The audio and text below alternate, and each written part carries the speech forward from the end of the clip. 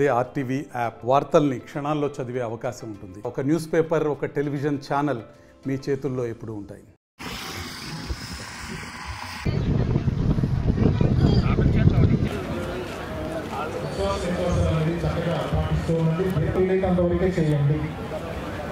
సాధనే సాధ్యం సర్వం సాధన చేస్తూ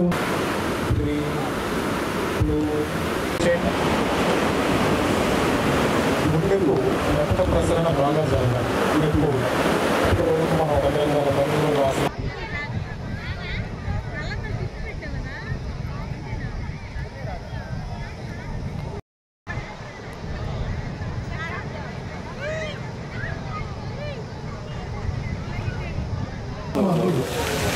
అర్థం రాకపోతే జూన్ 21వ తేదీ అంతర్జాతీయ యోగా దినోత్సవం సందర్భంగా మన ప్రీతమ ప్రధానమంత్రి గౌరవనీయులు శ్రీ నరేంద్ర మోడీ గారు ఆంధ్రప్రదేశ్ రాష్ట్రంలోని విశాఖ సాగర తీరంలో ఆర్కే బీచ్లో యోగాని కార్యక్రమాన్ని చేస్తారు. వారితో పాటుగా విశాఖపట్నంలో 5 లక్షల మంది యోగా చేస్తారు. రాష్ట్ర వ్యాప్తంగా 1,00,000 ప్రదేశాల్లో 2 కోట్ల మంది ఈ యోగా కార్యక్రమంలో ప్రధానమంత్రి గారితో పాల్గొంటారు. ఇవన్నీ కూడా గిన్నిస్ బుక్ రికార్డ్స్ చేపడుతున్నారు. 25,000 మంది విద్యార్థులు 108 సార్లు సూర్య నమస్కారాలు చేయడం కూడా జరుగుతాయి.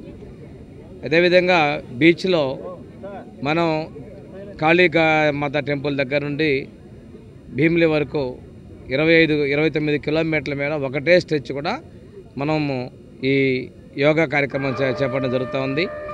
కాకపోతే ఇది యోగా అనేది ప్రజలందరి యొక్క ఆరోగ్యానికి ఉన్నది, భారతీయ యొక్క సాంప్రదాయాల్లో భాగస్వామ్యమైంది.